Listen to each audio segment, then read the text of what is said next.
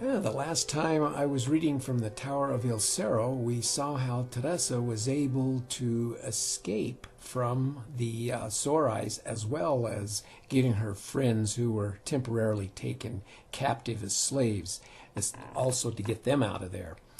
Now the thing was, the real purpose was to find out what's going on with the Sorais and what are they doing up there. They seem to be building something. And so now she's back with Pia and Pita. They have a discussion about this and try to figure out just what's going on. And today we have a double header, chapter 35 and chapter 36. This doesn't make sense, Teresa said for at least the 10th time. Pia looked at her sister with uncharacteristic impatience. We agree, but you don't have to keep going on about it, she said. What purpose could a tower serve placed on the highest point along the West Mesa? Now tell us again what you saw on the way back to the guest house after the dance. Teresa sighed. I don't see how that adds anything, but I saw what I call a kiva, a little round room in the ground nearby where the tower is going up. About how high is the tower wall? I don't know. The highest part is maybe 8 feet high. If that thing's going to be a tower, it's going to take some time to build it more than a couple of stories high, because it's fairly big around, about 30 feet in diameter. She saw Pia and Pita's blank looks. Make that a little more than 1.5 times my height, and about the distance of 6 people my height if they were stretched out end to end from one side of the circle to the other. The two then understood and were somewhat amazed as they visualized such a large circle. Anyway, Teresa continued, I could tell there was someone in the kiva because there was smoke coming from this little chimney on the ground near its entrance. I could hear men chanting from that direction, and I saw 2 young men come up the ladder carrying 3 adobe bricks each. Because I didn't want to be seen watching them with too much interest, I moved on. But I'm pretty sure I only saw 2 of what were probably several men carrying out adobes. And before you left the next morning? Pita asked. Again, I wasn't making a special effort to look their way, but I could hear bits of the chanting and see men working on the tower from the corner of my eye as I left the village. I suppose they were laying adobes and plastering with mud by the nature of the activity.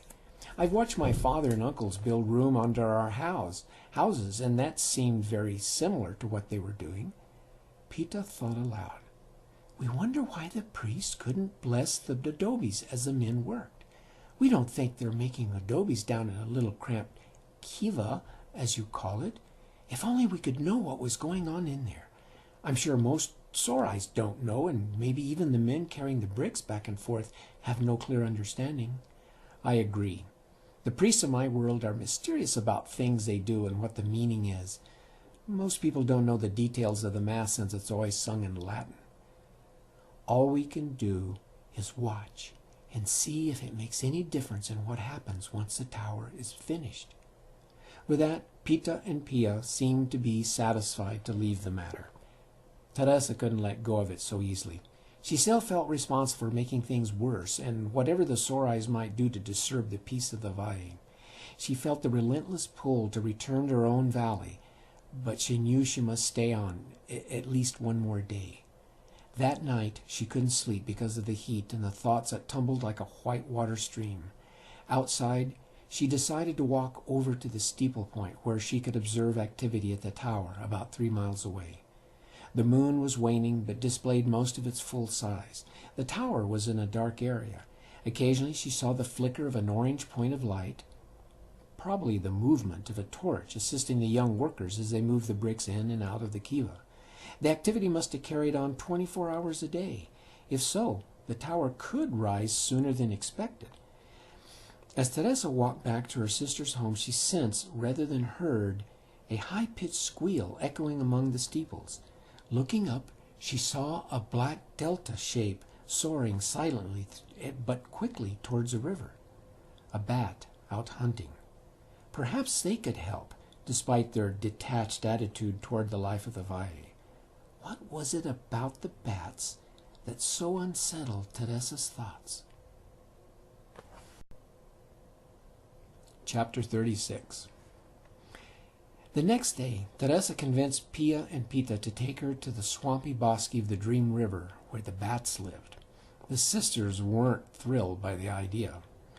As they approached the thick bushland of the bosque, the ground immediately took on a springy quality. Soon they were in mud over their ankles. Pita spoke in a "we told you this wasn't such a good idea" voice. "There are no trails here, as the bats live where they are safe from easy access by the people of the Valle. However, they once led us this way to heal several of their young ones suffering from a contagious fever. Most of them died, but luckily enough survived to make us trusted individuals." "Does that mean we will be welcome?" Teresa asked. "As welcome as any are to the bats, but we must be careful. They may swoop down on us as we approach." Teresa looked around warily. "Not yet, sister. The way will get much worse before we get close to their caves." "Caves? Here in the bosque?" "It's a rocky outcrop about the height of 8 or 9 men and almost as big as Peralta. Giant cottonwoods arch over the rocky hill, so it looks just like any of the other thousands of islands that line the inner bosque before reaching the open river. The channels meandering around the islands are belly deep and very slow moving, but the sands are loose and quicksand bogs exist. The bats will lead us safely through once they know who we are." They continued to trek deeper into the thickening bush. Soon they were in an area like a rainforest, with towering cottonwoods reaching over 150 feet above. They slogged through cold, knee-deep water, black and thick with dead vegetation. Then along the banks of the channel, the willowy bushes and groves of stinging sandburrs curved into the clear Dream River, slowly flowing along. They crossed the first of many islands on a sandbar visible through the warm, shallow water. Once again they were in the half-light of dense bosque. When they heard the whap, whap, whap of leather wings accentuated by the occasional crack of breaking branches, they looked up. A bat circling a tall, spindly cottonwood descended, taking a better look at them. Pita yelled to it, "We are Pita and Pia of the Peralta steeples. We come with our sister on a mission to help fight the Sore Eyes." The bat shared one thing with the people of the Valle, and that was a deep dislike of the Sore Eyes. The bat landed in front of them, regarding the trio gravely. Then, without a word, it ascended, flying in wide circles as it led them deeper into the bosque. Teresa lost count of how many channels they crossed and islands they traversed, but she did note that only 3 of them had dry sand underfoot. The rest were either boggy at best or knee-deep in muck at worst. It was well past noon, but no one suggested stopping for a lunch of jerky and dried fruit. By mid-afternoon they had crossed a particularly deep channel and climbed up a rocky shore. This was the lair of the bats. Look, go see. Rather than make the women scale the deep incline and enter the black hole entrance to their caves, a contingent of fine silvery furred bats greeted them at a sandy area about 10 feet across. To one side and a few steps behind was Night Echo. The bat in the center, shorter than the others and unsteady on his hind feet, was helped forward by the others. He was a chief among the bats, Night Echo's father. He spoke in a raspy voice with the deep overtones, reminding Teresa of her great-aunt Luisa, a lifelong smoker and alcoholic. The leaders of the Peralta steeples are always welcome here at Lugosi, the cave of the bats. But why have you struggled across the deep bosques to see us? We would have come to you at the next rituals of the dedication of the young with our own newborns of the past year." "We could not wait that long," Pita replied. "You must know the Sore Eyes are threatening war on the people of the Valle Bajo." "Yes, we've heard the rumblings of war. My son helped a group escape capture on the Il Serrohe Mesa." "I was among those in that group," Teresa said. "I am grateful for the help of the Night Echo, who led us down the west side of the mesa." She looked briefly at Night Echo, standing deferentially behind his father. "You're welcome. Anything to foil the evil purposes of the Sore Eyes." Pita turned to Teresa and then faced the old bat. "This one is called Teresa of Peralta. A different Peralta from a different place." The old bat smiled, showing few teeth in what was once a mouthful of sharp ones. "Yes, we are familiar with the other Peralta." "You are?" Teresa blurted. "Oh, sorry, I didn't mean to interrupt." "Quite all right. Yes, the sisters of Peralta steeples are not the only ones able to pass through the portal. Many of us pass to the other valley on a regular basis, depending on the available prey." "So there's a connection between the bats of this valley and my own?"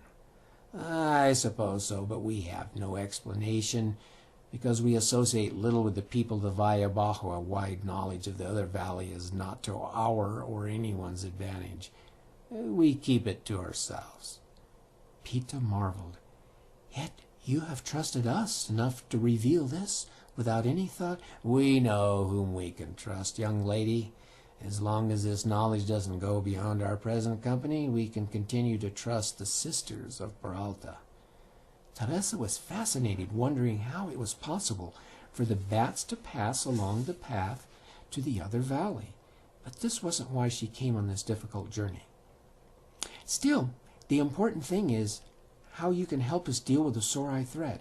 I don't know if that's of any great concern to us, but we don't want to see the people of the Valle suffer.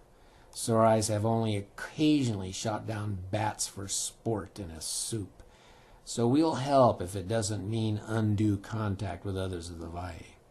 Pita spoke smoothly. "We can assure the bats that we will not ask that of them. We are here because we are desperate to know more about this tower the Serrohes are building." There was excited murmuring among the bats. The old one motioned and they settled down.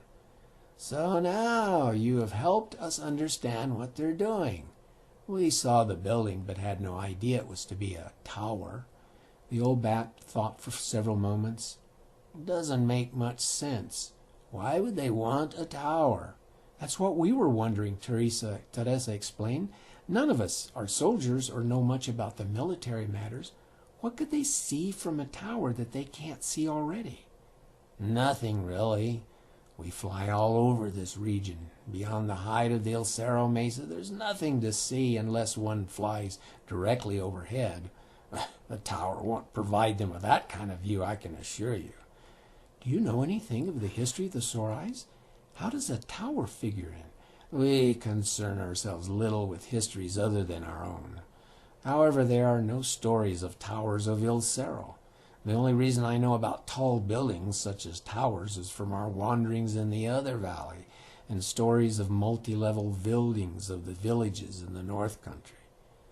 Teresa decided to take full advantage of the friendly attitude of the bats. "Could you fly over the tower and tell us what you see and hear?" There are young bats who would jump at such a chance." "Yes, we will, but only at night. I do not want my young taking arrows in the heart and ending up in a Serrohe stew." "Of course, we understand," Pita assured. Teresa again pondered this connection to her world. If bats could pass through, could anything else? The old bat interrupted her thoughts. "We do not mean to be rude, but it is near sunset, which is our hunting and feeding time. We have places suitable for people such as yourselves to rest for the night, so you can return to Peralta steeples tomorrow.